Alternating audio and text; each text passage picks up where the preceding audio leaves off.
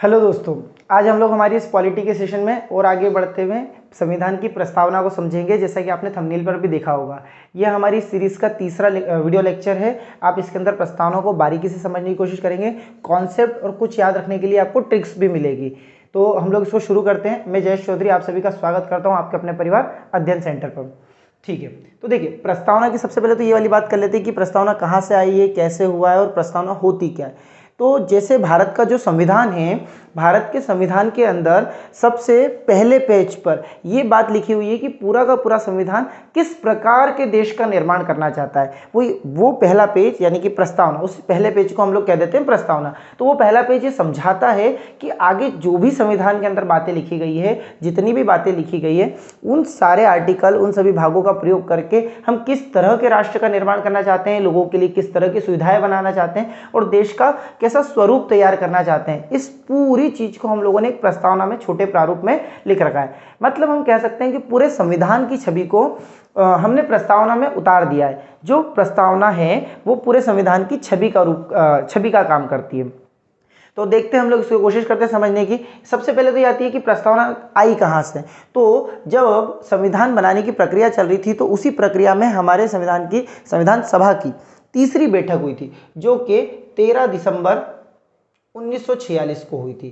13 दिसंबर 1946 को संविधान सभा की तीसरी बैठक थी। पहली बैठक 9 दिसंबर को होती है, एक दिन छोड़कर।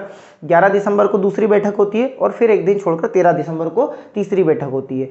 संविधान सभा का जो चर्चा है वो किसी और वीडियो में होगी। यहाँ पर हम देखते हैं कि तीसरी बैठक, जो थर्ड बैठक थी संविधान सभा की तीसरी बैठक, 13 दिसंबर 1946 को तीसरी बैठक हुई थी। सभा की बैठक, इसको ऐसे लिख लेते हैं, संविधान सभा की बैठक हुई थी। और ये कौन सी बैठक थी? तीसरी बैठक थी। इस बैठक के अंदर पंडित जवाहरलाल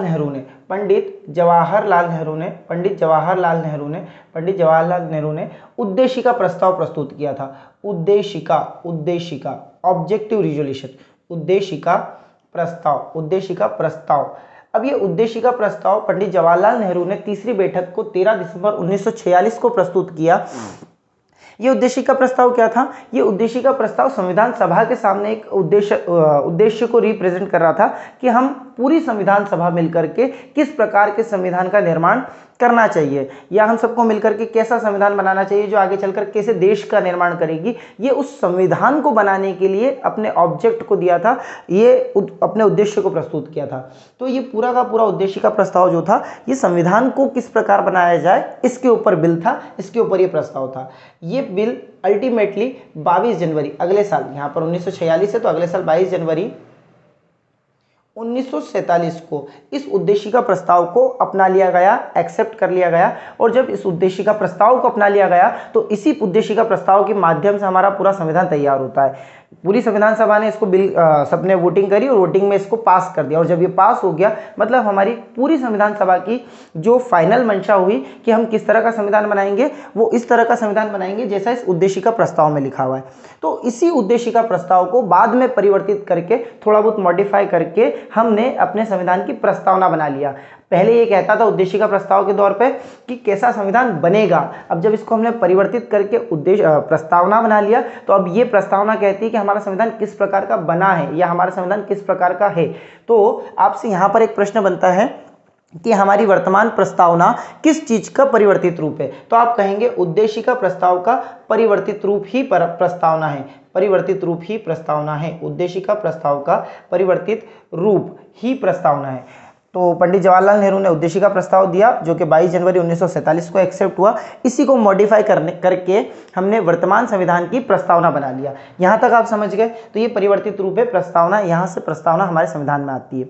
अब इसके पहले हमने किस और देश के संविधान में प्रस्तावना को देखा, मतलब ये आइडिया हमने कहाँ से लिया है। तो प्रस्तावना का स्रोत, अगर आपसे कोई पूछे कि प्रस्तावना का स्रोत क्या है, सोर्स क्या है, स्रोत या सोर्स, ये हमने कहाँ से लिया है, तो आप कहेंगे ये यूएसए से लिया है, यूनाइटेड स्टेट्स ऑफ अमेरिका, यानी कि संयुक्त राज्य अमेरिका से हमने इसको कॉपी किया है। उसके अलावा अगर इसकी भाषा को हम देखें कि हमने इसको जो लिखने का स्वरूप बनाया है, भाषा का फॉर्मेट बनाया है, वो किस प्रकार का बनाया है और वो किस देश से कॉपी किया है, तो वो ऑस्ट्रेलिया से कॉपी किया है, हमने ऑस्ट्रेलिया से कॉपी किया है। तो प्रस्तावना कहाँ से ली गई है? अमेरिका से, संयुक्त राज्य अमेरिका से प्रस्तावना ली है।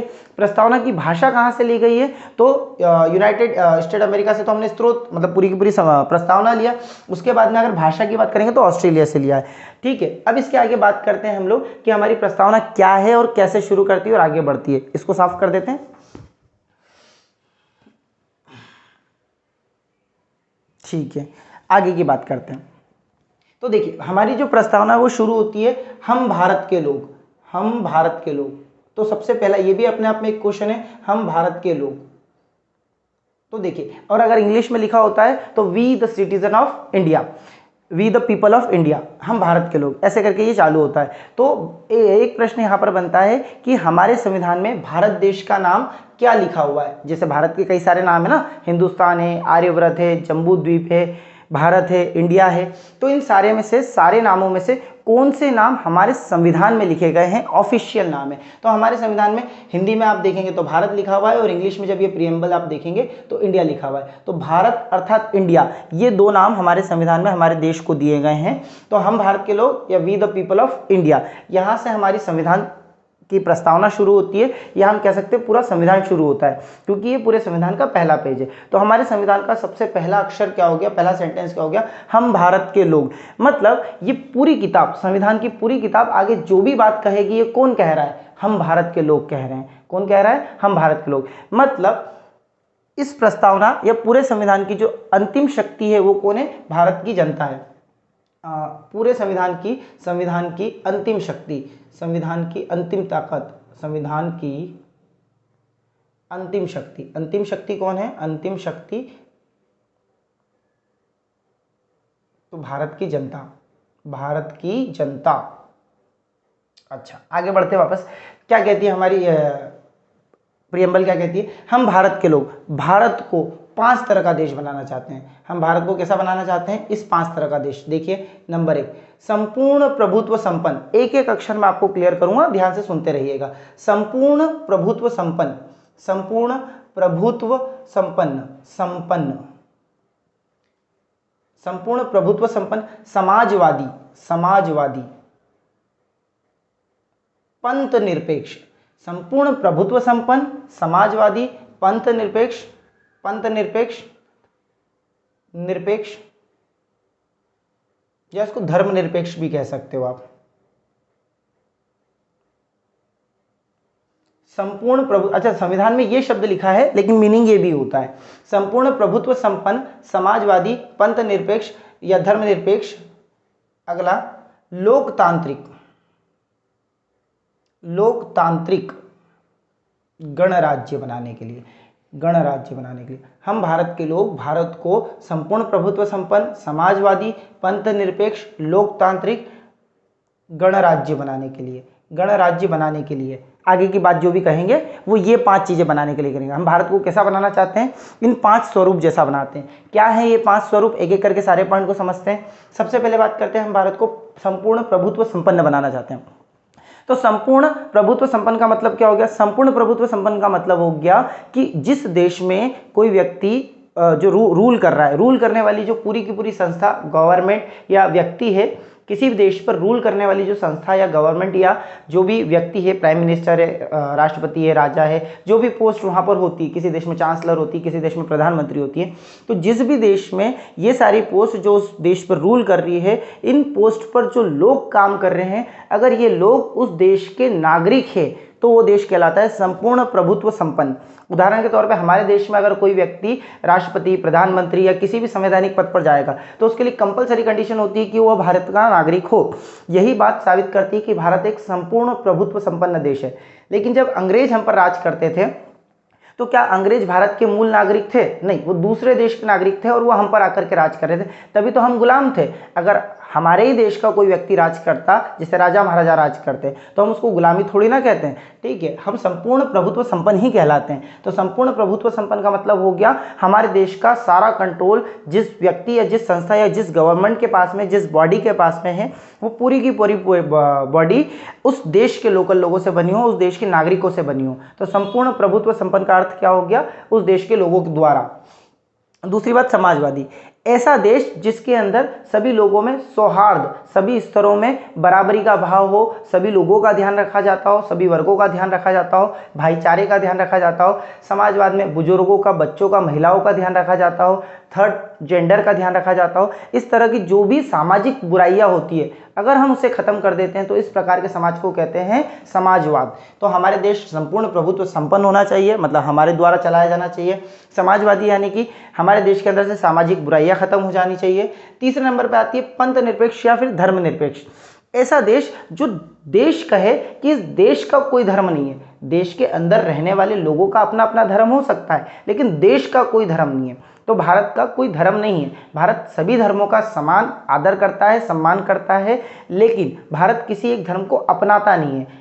भारत के लोग अपना सकते हैं, जैसे मैं एक व्यक्ति हूं तो मैं अपना सकता हूं, आप अलग एक व्यक्ति होंगे तो आप अपने धर्म को अपना सकते हैं, धर्म बदल सकते हैं, चेंज कर सकते हैं, नहीं अपनाना तो नास्तिक हो सकते हैं, सेक्युलर हो सकते हैं, जो आप होना चाहे वो हो सकते हैं, लेकिन भारत देश का कोई धर्म नहीं है। उदाहरण के तौर पे पाकिस्तान जैसे एक देश है तो वह एक इस्लामिक स्टेट है, इस्लामिक रिपब्लिक है, मतलब वह धर्मनिरपेक्ष नहीं है, उस देश का राष्ट्रीय धर्म है इस्लाम, और हमारे देश का कोई राष्ट्रीय धर्म नहीं है। तो भारत कैसा है? संपूर्ण प्रभुत्व संपन्न है, समाजवादी है, पंथ निरपेक्ष है, लोकतांत्रिक। लोकतांत्रिक का आसान शब्दों में क्या मतलब हो सकता है? ऐसा देश जिसके अंदर सभी कानून, नियम, कायदे जो होती हैं, संसद जो होती है, ऐसे समझ लेते हैं, जितने भी कानून नियम होते हैं वो जो बनाने वाली पूरी की पूरी टीम है, जिसको हमारे देश में संसद बनाती है।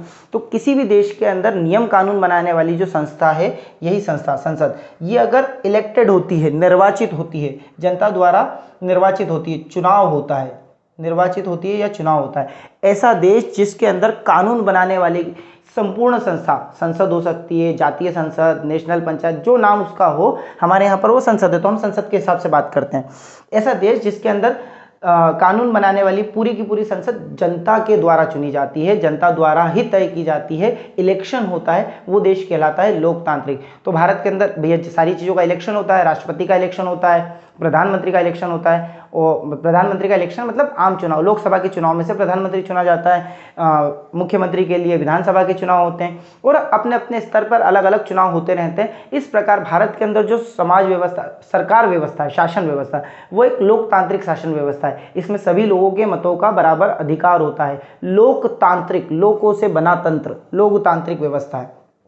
तो संपूर्ण प्रभुत्व संपन्न होगा हमारा देश, समाजवादी होगा हमारा देश, पंथ निरपेक्ष होगा हमारा देश, लोकतांत्रिक होगा हमारा देश, और गणराज्य होगा। अब गणराज्य और लोकतंत्र कुछ लोगों को एक जैसा भी लग जाता है, लेकिन इसमें थोड़ा अंतर होता है। गणराज्य का मतलब क्या हो जाता है कि जो आपने कानून बनाए, इस संसद ने जो कानून बनाए, इस कानून के ऊपर अंतिम हस्ताक्षर किसके होते हैं? देश के प्रथम नागरिक के।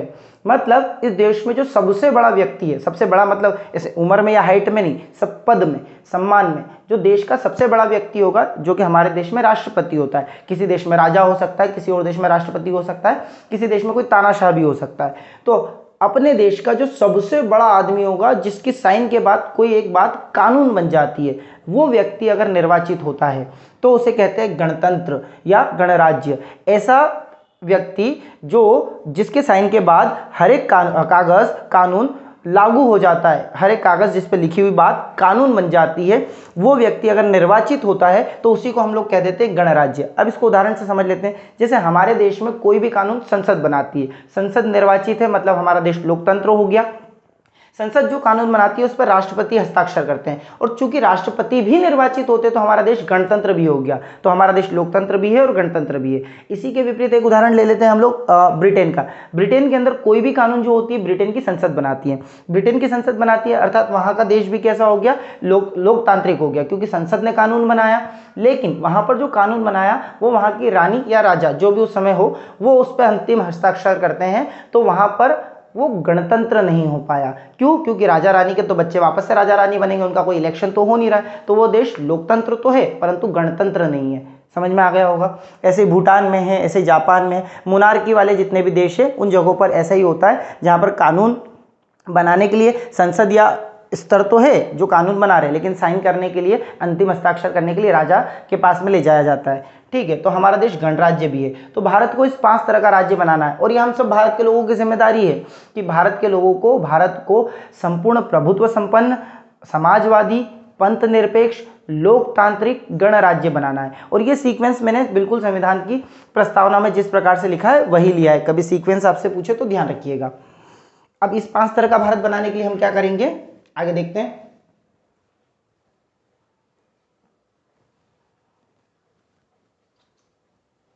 इस 5 तरह का भारत बनाने के लिए हम लोगों को 3 तरह के न्याय देंगे। लोगों को भाई अब ये बनाने के लिए कुछ तो कानून कायदे कुछ तो करना पड़ेगा, तो हम वो क्या करेंगे जिससे इस तरह का देश बने जो पंथ निरपेक्ष हो, समाजवाद हो, लोकतांत्रिक हो, गणराज्य हो, संपूर्ण प्रभुत्व संपन्न हो। ये बनाने के लिए लोगों को हम लोग सबसे पहले तो न्याय देंगे ताकि हर व्यक्ति के पास में अपने हिस्से का न्याय हो, हर किसी को बराबरी मिल सके। तो हम 3 तरह के न्याय देते हैं। हम व्यक्ति को देते हैं सामाजिक न्याय, हम देते हैं मतलब हमारा संविधान देता है, और हमारे संविधान को ताकत कौन देता है, जनता देती है। अंतिम शक्ति किसकी है, जनता की है। अंतिम शक्ति किसकी है, लिखा नहीं था क्या, जनता की है, ठीक है।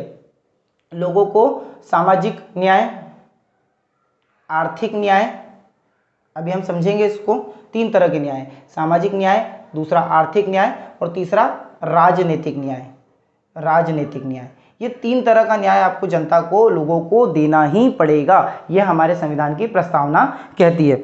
हमारे संविधान की प्रस्तावना क्या कहती है कि हम लोगों को 3 तरह के, अब एक एक करके समझते हैं। सामाजिक न्याय का अर्थ क्या होगा कि वही जो मैंने स्टार्टिंग में समझाया, समाज में किसी भी प्रकार की किसी भी कुरीति से किसी भी विशेष वर्ग को कोई नुकसान ना पहुंचे, अन्याय ना हो। उदाहरण के तौर पर समझिए कि जैसे महिला वर्ग है और आपने महिला वर्ग को किसी धर्म के कारण पर या किसी जाति के आधार पर या किसी और वजह से उनको नेशनल डेवलपमेंट में पार्टिसिपेशन से रोक दिया, तो इसका मतलब हुआ कि महिलाओं के साथ में अत्याचार हो गया। तो वो महिलाएं अपने सामाजिक न्याय के लिए कोर्ट जाएगी और उनसे सामाजिक न्याय प्राप्त करेगी कि समाज में हर हिस्से में हमारी बराबर भूमिका है। इसका एक उदाहरण समझिए कि केरल के अंदर हाईकोर्ट में एक केस आया था। वो केस ये कह रहा था कि एनसीसी के अंदर ट्रांसजेंडर को शामिल होने के लिए उनका कॉलम नहीं है। मेल का कॉलम है, फीमेल का कॉलम है, लेकिन ट्रांसजेंडर का कोई कॉलम नहीं है। तो जब केरल हाईकोर्ट ने इस केस को सुना तो उस हाईकोर्ट का अंतिम वर्डिक्ट ये आया था कि ट्रांसजेंडर के लिए भी एक कॉलम होना चाहिए और ट्रांसजेंडर भी एनसीसी में पार्टिसिपेट कर सकती है। तो ये एक सामाजिक कुरीति को ठीक किया ना। ये पहले जहाँ पर ट्रांसजेंडर नहीं जा पा रहे थे, अब वहाँ पर ट्रांसजेंडरों का बराबर से हक आ गया। तो इस तरह के न्याय को कहते हैं सामाजिक न्याय। दूसरा आता है आर्थिक न्याय। आर्थिक न्याय का क्या अर्थ हो गया कि अगर देश की सारी संपत्ति एक व्यक्ति को पकड़ के दे दे हम किसी भी तरीके से कि भैया आप सारी संपत्ति के मालिक आप हो, आप इस देश को चलाओगे, तो वो एक व्यक्ति क्या करेगा, दूसरे लोगों के साथ अन्याय करने लगेगा। तो यहाँ पर आप बात समझिए कि जो हमारे देश के पास संपत्ति है, जो देश के पास पैसा है और जो संसाधन है, इस संसाधन पर देश के सभी लोगों का बराबर हक होता है। अब बराबर मतलब एग्जैक्टली बराबर नहीं होगा, वो तो पैसों के हिसाब से भी देखा जाएगा, लेकिन किसी से जबरदस्ती नहीं छीना जाएगा संसाधनों का। वो अपने स्तर पर, अगर एक व्यक्ति जितना दोहन कर पा रहा है दूसरा ही व्यक्ति उतना ही दोहन कर पाएगा। ऐसा नहीं जाति विशेष वर्ग को हमने क्या कर दिया, एक जाति विशेष वर्ग को कहा आप ज़्यादा पानी यूज़ कर सकते हो और दूसरे जाति वर्ग विशेष को हमने कहा कि आप कम यूज़ कर सकते हो। आप आर्थिक रूप से हर मामले में समान जगहों पर अप्लाई कर सकते हो, जॉब कर सकते हो, आजीविका के साधन खोज सकते हो। इसी प्रकार के न्याय को हम लोग कहते हैं आर्थिक न्याय। ऐसा न्याय जिसमें हम लोगों के अर्थ से यानी कि धन से संबंधित न्याय की बात करते हैं, वो न्याय कहलाता है आर्थिक न्याय। अब बात बचता है अगला राजनीतिक न्याय। तो राजनीतिक न्याय क्या चीज़ है? राजनीतिक न्याय का अर्थ होता है कि कोई भी व्यक्ति जो वयस्क मताधिकार की उम्र को पूरा करता है। वयस्क मताधिकार की उम्र कितनी है हमारे देश में? 18 वर्ष, मतलब वोटिंग राइट। वोटिंग राइट की एज कितनी है इंडिया में? 18 ईयर्स। तो 18 वर्ष का कोई भी व्यक्ति जो है वो अगर भारत का नागरिक है और संपूर्ण शर्तों को पूरा करता है तो वो संविधान के किसी भी पद पर चुनाव लड़ सकता है। और संविधान के अनुसार वो किसी भी जगह पर किसी भी इलेक्शन में अगर वो सारी शर्तों को पूरा करता है तो वो वहाँ पर वोट डाल सकता है। मतलब उसके वोटिंग राइट को और इलेक्शन में खड़े होने के राइट को, चुनाव में खड़े होने के राइट को छीना नहीं जा सकता है किसी भी आधार पर, अगर वो शर्तों को पूरा करता है। तो इस बात को लगा के रखना। यहाँ पर तो लिख दिया हमने कि हम उसको पूरी तरीके से राजनीतिक न्याय देंगे, लेकिन आगे उसकी कुछ शर्तें भी है कि भाई कोई मतलब उसके ऊपर, जैसे अभी राहुल गांधी की सदस्यता छीन ली तो आप कहेंगे राजनीतिक न्याय नहीं है उनके साथ में, लेकिन ऐसा नहीं है। उसमें जो प्रतिनिधि कानून आया था, जनप्रतिनिधि कानून, उसके अकॉर्डिंग वो कंडीशन को फुलफिल नहीं करते हैं तो उनसे उनकी सदस्यता को छीन लिया गया है। तो शर्तों को पूरा करना जरूरी है। यहाँ पर हम मोटे मोटे तौर पे कहते रहे कि हर व्यक्ति को राजनीतिक न्याय दिया जाएगा, बाकी न्याय की जांच करने के लिए कोर्ट्स होंगे। 3 तरह का न्याय। तो देखिए हम भारत के लोग भारत को 5 तरह का राज्य यानी कि संपूर्ण प्रभुत्व संपन्न, समाजवादी, पंथ निरपेक्ष, उसके अलावा लोकतांत्रिक गणराज्य बनाने के लिए लोगों को 3 तरह के न्याय देंगे। और 5 तरह की स्वतंत्रताएं देंगे। कितने तरह की स्वतंत्रता? लोगों को न्याय कितने तरह के? 3 तरह के। और स्वतंत्रता कितनी? स्वतंत्रता लोगों को कितनी तरह की स्वतंत्रता देंगे? मतलब फ्रीडम भी तो देनी पड़ेगी। तो 5 तरह की स्वतंत्रता, 5 प्रकार की स्वतंत्रता। अब ये 5 प्रकार की स्वतंत्रता कौन सी है जरा देखें हम लोग, तो ऐसे करके देख लेते हैं। पहले प्रकार की स्वतंत्रता हो जाती है आपकी विचार की। अरे भैया, कोई भी व्यक्ति किसी भी प्रकार का विचार कर सकता है, उसको विचार करने के लिए प्रतिबंधित नहीं करेंगे कि तेरे को यही सोचना है। ये तो हमारे देश की खूबसूरती है कि हर व्यक्ति अपना विचार कर सकता है और अपने विचार को प्रस्तुत भी कर सकता है। तो वो पहले विचार करे, इस बात की उसको पूरी स्वतंत्रता है। दूसरी बात, विचार को प्रस्तुत करना कहलाता है अभिव्यक्ति। तो अभिव्यक्ति की स्वतंत्रता तो इसमें आ गई, विचार की, अभिव्यक्ति की, धर्म की, विश्वास की और उपासना की।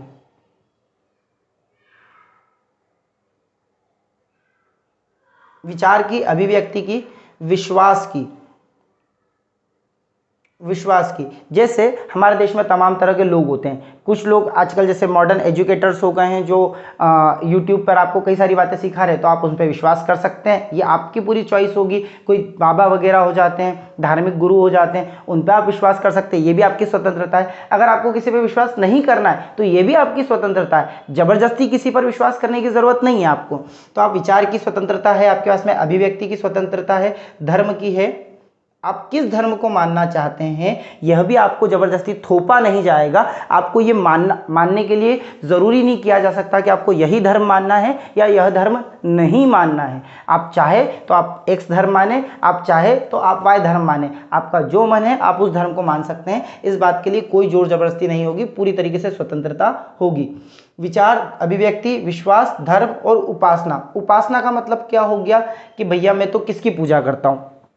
अब कोई व्यक्ति वो सूर्य देवता की पूजा करता है, कोई है गाय की पूजा करता है, कोई है धरती की पूजा करता है, कोई किसी और चीज़ की पूजा करता है, कोई किसी और चीज़ की पूजा करता है। तो कौन व्यक्ति किसकी उपासना करना चाहता है, किसकी पूजा करना चाहता है, ये भी उसका पर्सनल राइट होगा।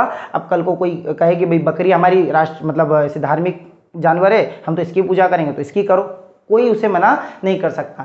मतलब हमारे देश में 5 तरह की स्वतंत्रता लोगों को दी गई है। विचार, अभिव्यक्ति, विश्वास, धर्म और उपासना, ये 5 तरह की स्वतंत्रता है। क्यों दी गई है एक बार लिंक करके समझते हैं। क्योंकि हम भारत के लोग भारत को 5 तरह का राज्य बनाना चाहते हैं। कौन कौन सा? संपूर्ण प्रभुत्व संपन्न, धर्मनिरपेक्ष, समाजवादी, लोकतांत्रिक, गणराज्य बनाने के लिए 3 तरह की तो हमने न्याय दे दिए। ये बनाने के लिए 3 तरह के न्याय दिए हैं, सामाजिक, आर्थिक और राजनीतिक न्याय दिए, और 5 तरह की स्वतंत्रता दी है। कौन कौन सी? विश्वास की, धर्म की, उपासना की और अभिव्यक्ति की और विचार की। ये आगे पीछे बोल दिया क्या? वैसे सही है ना? ठीक है, 5 प्रकार की स्वतंत्रता दी है। इसके अलावा, अब इसके अलावा आगे की बात करते हैं। इन 5 तरह की स्वतंत्रता के बाद क्या है?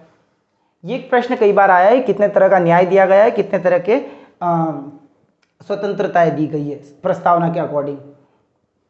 आगे देखते हैं। ये 5 तरह की स्वतंत्रता, इसके अलावा व्यक्ति को और क्या दिया गया है? समानता। किस तरह की समानता दी गई है? प्रतिष्ठा और अवसर की समानता। मतलब भारत में रहने वाले हर व्यक्ति को हम प्रतिष्ठा और अवसर की समानता देंगे। एक तो उसको प्रतिष्ठा, मान सम्मान, ऐसा नहीं कि किसी की हम लोग इज्जत कम करेंगे क्योंकि वो काला है, किसी की इज्जत कम करेंगे क्योंकि वो लंबा है, छोटा है, नाटा है, गोरा, काला, सफ़ेद, जाति धर्म के हिसाब से, लिंग के हिसाब से, पैदा किस जगह पर हुआ इस हिसाब से, किसी हिसाब से हम उस पर भेदभाव नहीं करके उसको बराबर प्रतिष्ठा देंगे। तो हम लोग प्रतिष्ठा एवं अवसर, प्रतिष्ठा मतलब मान सम्मान और अवसर मतलब अपॉर्चुनिटी। इसका मतलब क्या हो गया?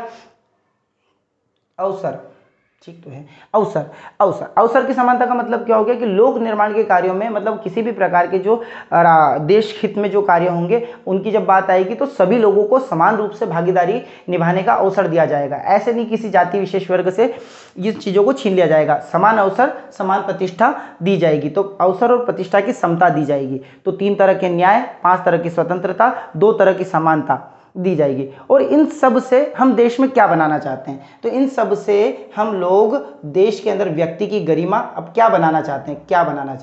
तो व्यक्ति की गरिमा, इन सबको देकर के हम क्या करना चाहते हैं? व्यक्ति की गरिमा मतलब पर्सनल लेवल पर बात करेंगे तो इंडिविजुअल लेवल पे व्यक्ति की गरिमा तय करें।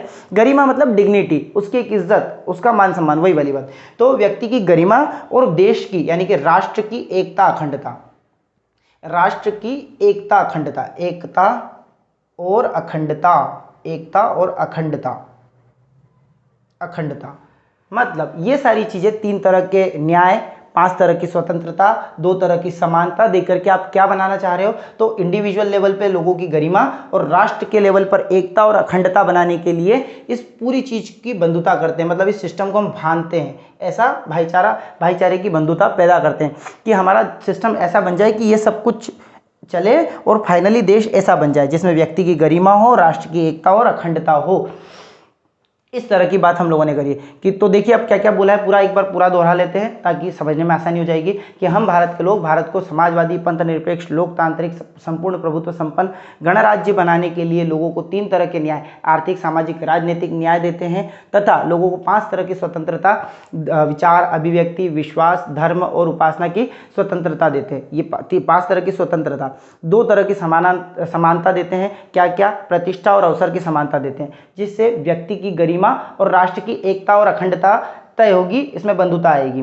ठीक है, और इस पूरे चीज को होने के लिए, ये पूरी चीज को कंप्लीट करने के लिए हम ये पूरे संविधान को 26 जनवरी 1950 को अंगीकृत करते हैं। अंगीकृत, आत्मार्पित और अधिनियमित करते हैं। अधिनियमित। अच्छा, इसमें एक बात और है, देखिए 26 जनवरी लिखा है मैंने यहाँ पर, तो इसमें आपका कंफ्यूजन बन सकता है।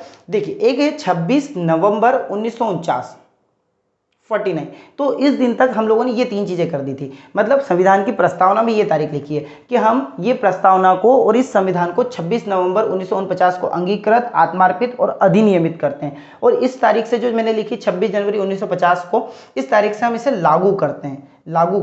तो अंगीकृत, आत्मार्पित या अधिनियमित अगर हम करते हैं तो आप इस बात को समझिएगा, ये तीनों अगर आपसे शब्द पूछेगा तो कब करेंगे, 26 नवंबर 1949 को, और लागू कब किया जाता है हमारे संविधान को, तो 26 जनवरी 1950 को ये करते हैं। तो आपको यहाँ तक की प्रस्तावना की पूरी बातें क्लियर हुई होगी। अब इससे जुड़े हुए कुछ लगे हुए प्रश्न होते हैं, उनको भी हम देख लेते हैं।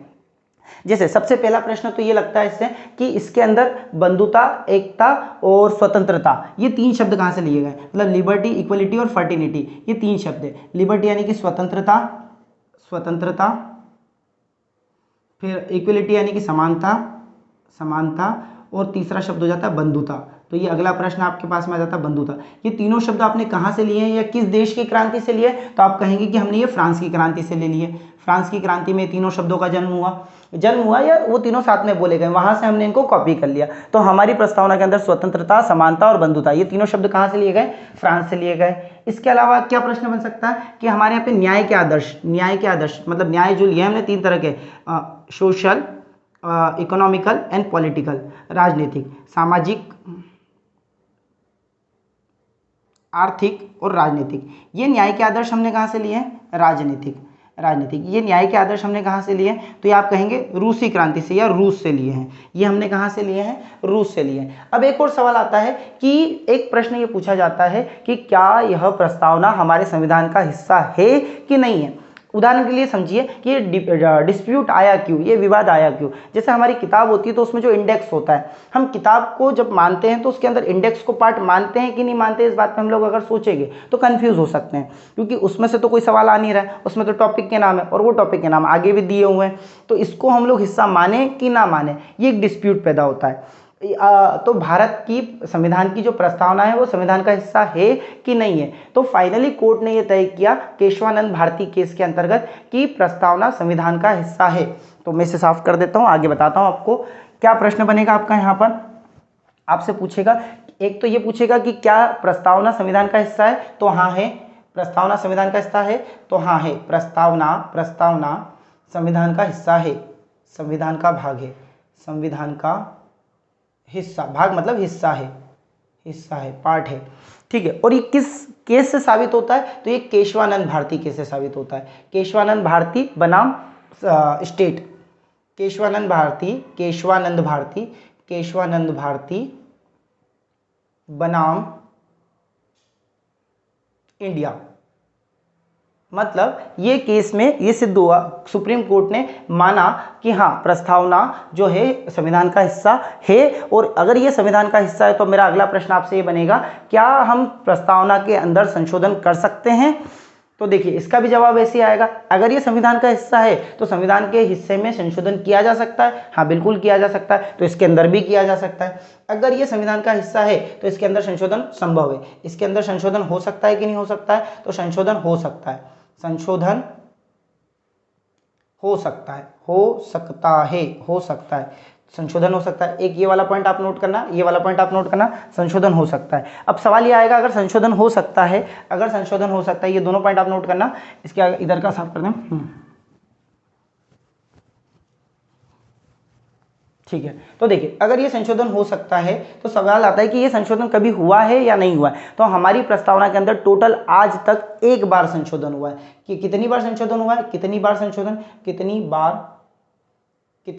बार संशोधन, तो कितनी बार हुआ है, एक बार हुआ है कॉन्स्टिट्यूशनल अमेंडमेंट एक्ट, मतलब फर्स्ट नहीं है ये, एक बार संशोधन हुआ, ऐसे लिखिए संशोधन एक बार, कितनी बार, एक बार संशोधन हुआ। अब सवाल आता है कब हुआ एक बार, तो ये 1976 के अंदर 42वां संविधान संशोधन था, 42वां कॉन्स्टिट्यूशनल अमेंडमेंट एक्ट हुआ, जिसके तहत प्रस्तावना में संशोधन पहली बार किया गया।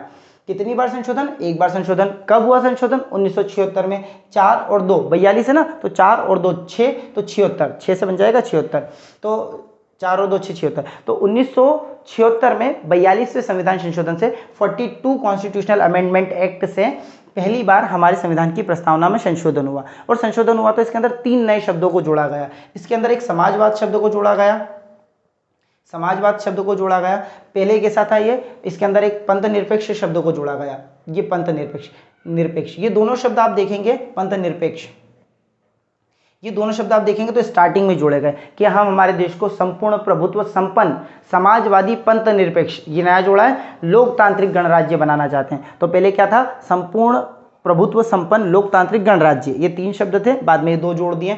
उसके अलावा इसमें एक शब्द जोड़ा गया अखंडता। अखंडता कहाँ पर जोड़ा गया, अखंडता जोड़ा गया आपका देश की एकता और अखंडता। तो पहले वो केवल व्यक्ति की गरिमा और देश की एकता की बात करता था, अब वो व्यक्ति की गरिमा और देश की एकता और अखंडता की बात करता है। तो ये दूसरी चीज यहाँ पे जोड़ी। तो टोटल 3 शब्दों को 42वें संविधान संशोधन से जोड़ा गया और 42वें संविधान संशोधन की धारा 2 से जोड़ा गया। भाई हर एक बिल में क्या होता है, कई सारी धाराएं होती है, तो उसकी कौन सी धारा में लिखा था, तो धारा 2 में लिखा था कि भैया ये 3 शब्दों को हम लोग प्रस्तावना में जोड़ देंगे। तो ये एक बार संविधान संशोधन किया गया। अच्छा, तो लगभग संविधान की प्रस्तावना से काफ़ी प्रश्न यहाँ पर हो जाते हैं। अगर आपको और भी कोई डाउट आते हैं तो आप नीचे कमेंट करके हमारे को बता सकते हैं।